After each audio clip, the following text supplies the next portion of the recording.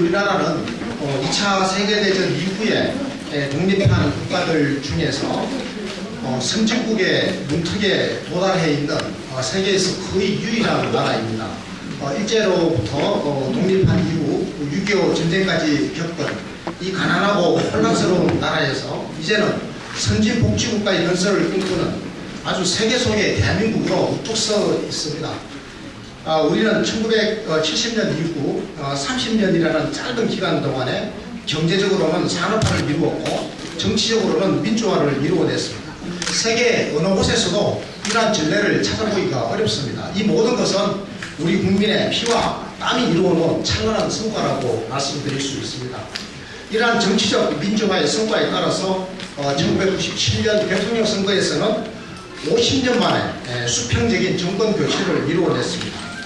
국민의 정부 하에서 우리 국민들은 똘똘 힘을 뭉쳐서 1997년의 외환위기를 극복하는 길로 내달렸습니다.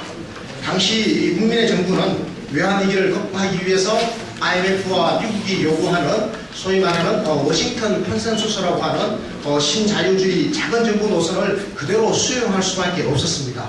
이 잘못된 처방 때문에 우리 국민들은 엄청난 고통을 겪었습니다. 많은 것이 달라지기 시작했죠. 기업은 수없이 부산했고 실업자는 길거리에 넘쳐났고 이때부터는 대학을 졸업해도 일자리를 찾을 수 없는 청년들이 넘쳐나는 그런 시대를 맞이하게 되었습니다. 물론 우리 국민의 정부는 신자유주의 경제 산업정책이 유발하는 이러한 고통에 효과적으로 대응하고자 4대 사회보험을 크게 확충하였고 국민기초생활보장법을 제정하였고 복지 재정을 획기적으로 확대하였습니다. 이러한 복지 강화 정책은 참여정부 시기에도 그대로 이어져서 지속적으로 강화되었습니다.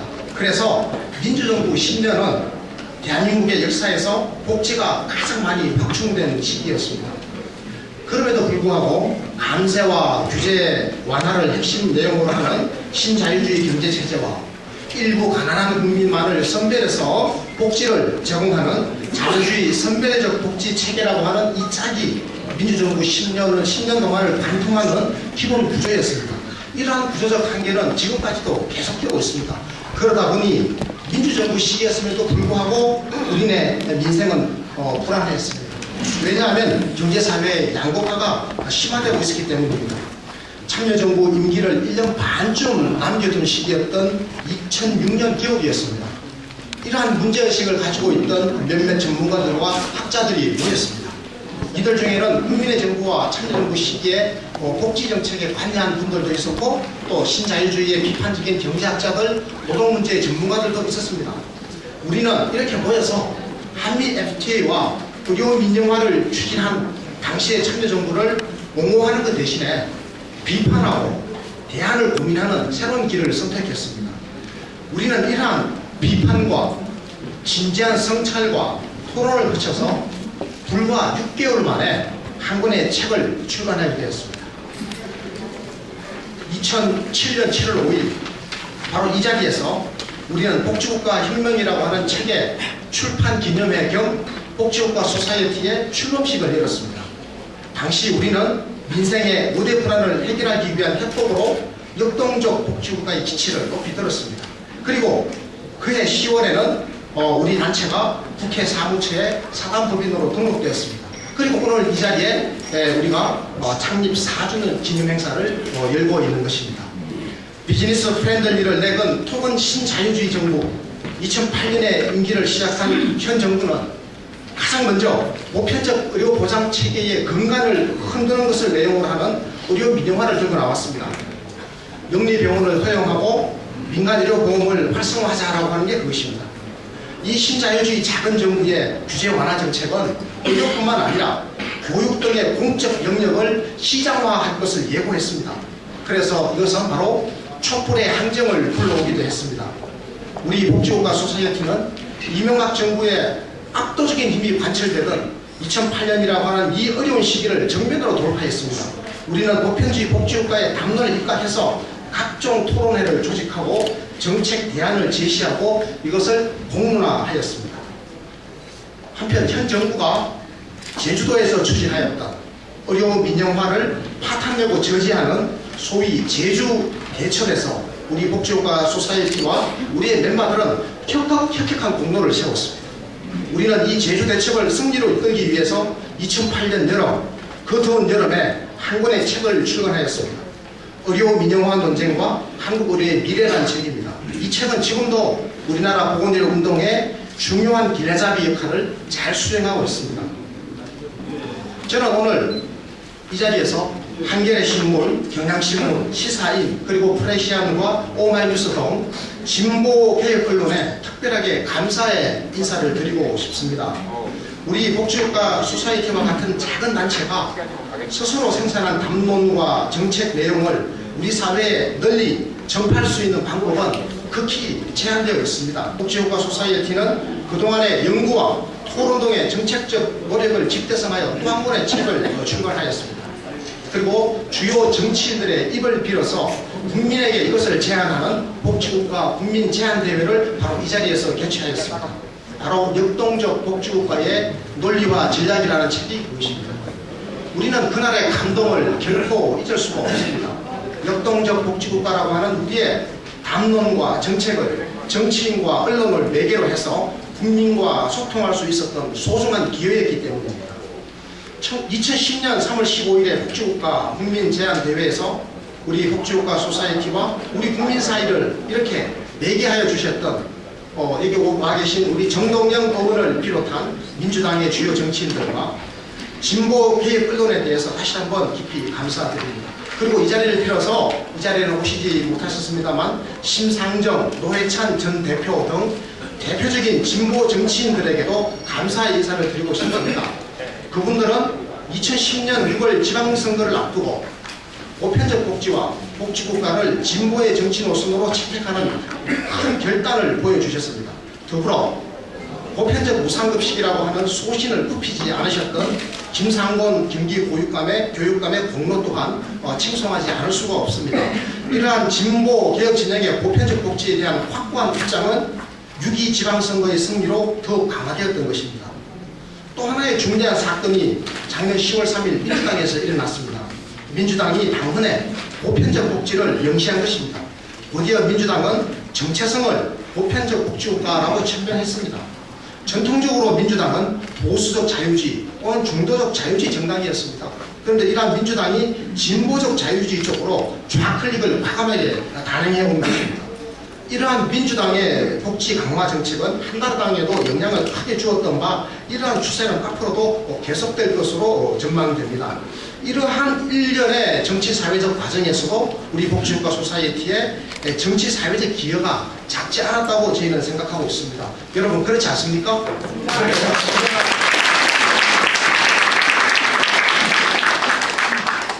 우리는 2011년 올해 들어서도 줄곧 복지국가의 담론과 정책을 연구하는 일을 게을리하지 않았습니다.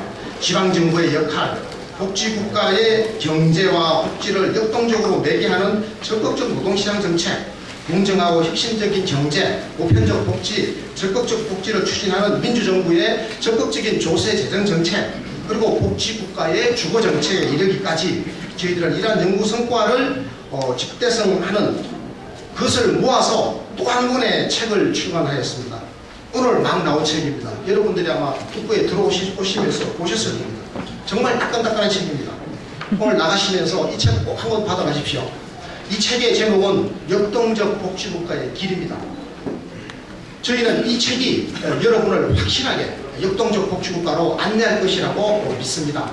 여기에서 빠진 일부 내용들은 내년 1월쯤에 또 하나의 책으로 출간할 예정으로 있습니다. 지금까지 제가 우리 복지국가 소사이어티가 걸어온 길을 압축적으로 말씀을 드렸습니다. 여러분 어떻습니까? 대단하지 않습니까? 대단합니다.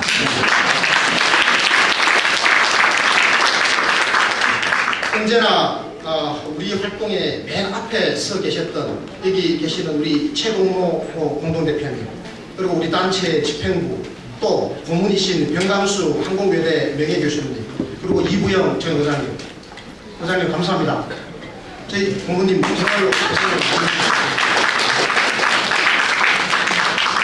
그리고 이번에 연구 성과를 집대성해서 책으로 만들어 주시는데 큰 역할을 해주신 조원희 연구위원장님, 국민대학교 경제학과 교수이신데요. 그리고 정성일 박사님, 장재현 박사님. 그리고 저희들의 소중한 자산입니다.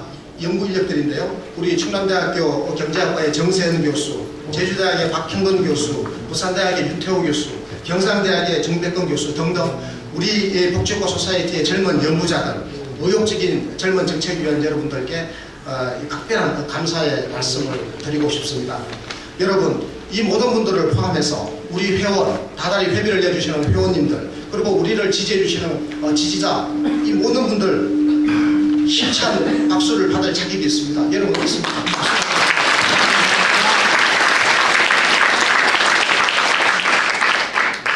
그런데 우리는 갈수록 살기가 어렵습니다. 양극화 때문이죠. 중산층이 얇아지고 중산층의 실질 소득이 줄어들어서 그렇습니다. 국가의 보편적 복지가 취약한 가운데 우리네 삶에 필요한 복지의 대부분을 경쟁적 시장에서 각자 보상의 방식으로 알아서 구해야 합니다. 그래서 민생이 불안하고 서민의 고통이 커지고 있는 겁니다. 가장 중요하게는 일자리 불안입니다. 우리의 경제 산업 구조가 구조적으로 양극화되었기 때문에 노동이 양극화되고 이것이 모든 것을 왜곡시키는 기명으로 나타나고 있습니다. 10%의 좋은 일자리를 놓고 벌리고 있는 무한 경쟁은 대학교에서부터 초등학교에 이르기까지 우리나라 교육을 황폐화시키는 확실한 주범입니다. 지난 4년 동안 우리 복지국가 소사이어티는 이러한 민생 불안을 해소하는 대안적인 국가 발전 모델로 역동적 복지국가를 주창해 왔습니다. 그리고 이것을 우리 국민들에게 희망의 메시지로 전달해 왔습니다. 그리고 작년 2010년 6월 2일 지방선거와 2011년 8.24 서울시 무상급식 주민투표에서 보편적 복지가 승리하는 과정을 통해서 이제 확실하게 복지국가가 우리의 당면 과제다. 그리고 복지국가가 우리의 시대정신이다. 이렇게 우리가 생각할 수 있게 되었습니다. 우리 복지국가 소사이어티가 주창하는 이러한 역동적 복지국가는 경제의 양극화와 노동시장의 이중구조로 표현되는 신자유주의 경제체제의 불공정성과 불안정성을 극복하려고 하는 민주정부의 조정시장 경제와 선별적 복지를 넘어서는 보편적이고 적극적인 복지체계의 통합적인 구조물입니다. 그래서 우리는 앞으로 20년 안에 세계 최고의 선진 복지국가를 건설을 해야 합니다. 그렇게 할 수 있다고 생각합니다. 그렇게 하기 위해서는 앞으로 10년이면 5년짜리 정권 두 번의 집권 시기 동안에 우리나라를 경제협력개발기구 OECD 국가들 평균 수준의 복지국가로 만들어야 합니다. 당연히 현재 25% 정도인 국민의 부담을 OECD 평균 수준인 35% 정도로 대폭 끌어올려야 됩니다. 그래서 복지국가를 통해서 공적 영역을 확대함으로써 우리 경제사회의 운영 원리를 공적인 방향으로 크게 바꿔내야 됩니다. 이러한 역동적 복지국가의 구상을 달성하기 위해서 우리 복지국가 소사이어티는 세 축의 동시 전략을 추진할 것을 여러분들에게 제안을 드립니다. 첫 번째 축입니다. 싱크탱크로서의 복지국가 소사이어티의 복지국가 담론과 정책 생산 능력을 지속적으로 강화하는 것이 그것입니다. 두 번째 축입니다. 복지국가의 담론과 정책을 풀뿌리 시민사회 속으로 가져가서 이것을 더욱 확산시키는 것입니다. 지난 5월 12일 날 출범한 복지국가 만들기 국민운동본부의 전국적인 확대와 이것의 강화가 바로 그것입니다. 세 번째 축입니다. 복지국가 운동의 정치 세력화입니다. 이것을 위해서는 복지국가 운동 진영의 유능한 활동가들이 정치권으로 진출할 수 있도록 우리가 지원해야 합니다. 그리고 기존의 정치인들에게도 과감하게 우리 복지국가 소사이어티와 복지국가 진영의 일원이 될 수 있도록 문호를 개방하는 것입니다. 그래서 기존의 정치인들이 복지국가 정치 세력으로 재조직될 수 있도록 우리가 지원해야 할 것입니다. 역동적 복지국가는 이러한 세 축의 운동이 동시적으로 추진되고 상당한 성과를 만들어낼 때야 비로소 건설 가능해짐을 우리가 깊이 인식해야 될 것 같습니다. 우리 복지국가 소사이어티는 이러한 방향으로 앞으로 최선의 노력을 다할 것을 여러분들에게 약속드리고 또 제안 드리는 바입니다. 고맙습니다.